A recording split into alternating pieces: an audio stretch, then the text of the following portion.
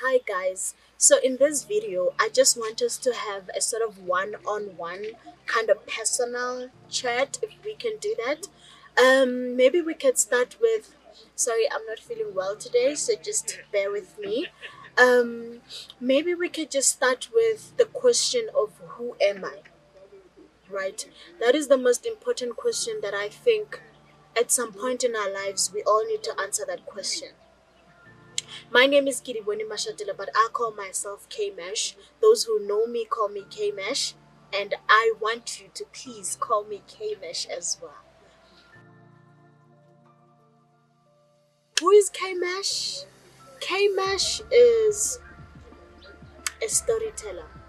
I love telling stories, you guys. As you can see in this video, I'm sort of telling you a story about myself, where I come from, what I believe in, what I want in my life. I love stories. I grew up in rural South Africa. I grew up in Bulawayo, Zanin, right? Where we used to play Ngani Ngani. Do you know Ngani Ngani? I don't know what you call it in your own language, but in my language we call it Ngani Ngani. That was another form of storytelling. We would sit by the fire and the old people will tell us their Nganis, you know. Ngani Ngani. Wile war imasilo akizamai. Atagana lumkegulo munga abaseya. Baro oseya. Osaba traba oluwena masilo agijima ayaga. You know all those stories. I don't know what y'all call it in your languages, but I grew up playing Ngani Ngani. I grew up telling all those stories to other people. Listen, I've been a storyteller from birth. Because do you know when we used to drive bricks as cars and we would stop by and you would talk to your friend as though they were the petrol attendant? Do you remember? Those were stories. We were telling stories, we just didn't know it. We were creating stories, we just didn't know it. And you know where we are as African people? We get other people who aren't African to come to our land and tell stories about our land, tell stories about our people, because we think that we are not capable or we don't know that we are capable. But listen, we are storytellers.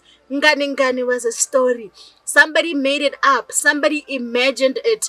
This is the greatest amount of creativity, where you could sit as a little girl, 5-year-old KayMash. Young little girls sat around me and they listened to me imagine. They listened to me tell them what was in my head. Something that I made up, and I made this up in an instant, in a moment. You know, I remember when I was in high school, my sister Lindy and some of our other friends, they would literally beg me to tell them stories. And that time, unfortunately at school, we don't have this. So I would draw little box houses on a paper and I would do this on their table. I was that girl. I was that girl. And they would cry. And I'm like, why are you crying? Like, it's just so emotional. And I didn't know at that time that, you know what, this is what I've been called into. This is what I should do, and I need to be true to my calling. And you know what I did? But you know what I knew? I just want to rephrase that, and we're not gonna edit this out. I want to rephrase it. I knew what I was supposed to do, because you know what, you know this thing of saying, I don't know what I want to do with my life. I don't know what to do with my life. I don't know what. We know. Listen, I'm a believer that at birth, God kind of tells us what we are supposed to do, who we are supposed to be. We just don't listen close enough, but we know. But you know what I did with myself? I allowed other people to tell me what I could be. So the people said this to me. Giddy, you're such a great speaker. You can be a great lawyer. You are so smart. You don't need to do art. Art is a hobby. You can do art at any time. And you see this character is big. And you see me, I'm small. So I believe this character. I let this character tell me what I could be, what I could do, and what I should do and should be. But this little girl, she knew what she wanted to be. She knew who she was all along. But you know, this guy has influence on this little girl. So I took this influence, and you know what I did? I went and studied law. 4 years of my life, and I was miserable.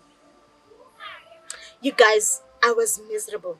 I didn't like studying those cases. I didn't like studying law.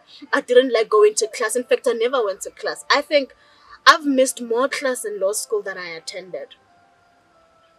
Sorry guys, but those that believe in me, I'm sorry, but that's the truth. I was miserable because you know what? When you're doing something that you don't love, something that you don't like, guys, it's torture. It's horror. You have to force yourself to do it. You have to force yourself to get up in the morning. But what if we could be true to ourselves? What if we could do what we are really called to? What if we could really be who we want to be and who we are? What if we lived in such a world where we could be honest? Where I could say, where this little girl could say to this big guy, listen, that's not who I am.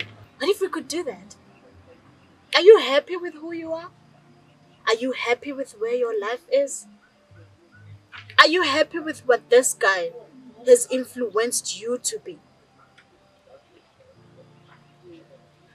Or if you're not, are you ready to challenge this guy with me?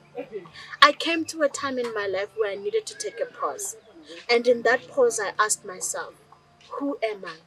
What do I want to be? And you know what I had to do? I had to stop go fokale moya. You know go fokale moya again, where the wind blows, you blow. You just go with the flow. You just go with the wind. I needed to stop and I needed to evaluate. And I needed to get to a point where I had to be true to myself. For the longest time, I was scared to tell people that when people ask me, so what do you want to do with your life? I was scared to tell people that, you know what? I want to tell stories. Because it seemed small. It seemed like I wanted to pursue a hobby. Do you know what I mean? But I learned from one preacher this one time. He said, you know, your money is in your office. People said to me, you're never going to make money in the arts. I mean, what are you going to do? You need to build your mama a house. You need to do this and that. Why don't you work for a few years in law and then you can pursue your hobby? I tried it, it didn't work. And maybe there's some of you who are trying it and it ain't working for them. But let me tell you, there's money in law, but not my money. I could work for 20 years in law and I would not even make money. I'd be a poor lawyer because there's no law DNA inside of me. But I could work for one day in storytelling and I could make all the money that I need to make. But it's also not even about the money. It's about calling. It's about purpose. It's about passion. So who am I? I'm a storyteller. I'm a creative. I'm a youth empowerer. I'm the voice to the voiceless. But I'm also a mother. And I'm a wife. And I'm a sister. And I'm a neighbor. And I'm a child. I'm a cousin. I'm all of those things. See, I want to say to you, being an accountant is not who you are. That's just a segment in who you are. We are much more than what society has taught us to be. So, I'm not asking y'all accountants to tell stories and now all accountants must write movies. But I'm telling you to share your stories with me so you can empower me as a creative to create real, authentic African stories without boundaries, without polishing. Listen. The Europeans don't know our stories. They could never understand our stories. The Europeans don't know this. Because you know the Europeans had toys. But this could be so many things. This could be a car. This could be an aeroplane. The first time African pilots knew that they could be pilots, they started here. So what if we use our stories to inspire little African black girls, black boys? What if we use our stories to say, listen, you can be whatever that you want to be, and it's okay. Your hobby can just be what you've been called to do. Your hobby can just be your ministry.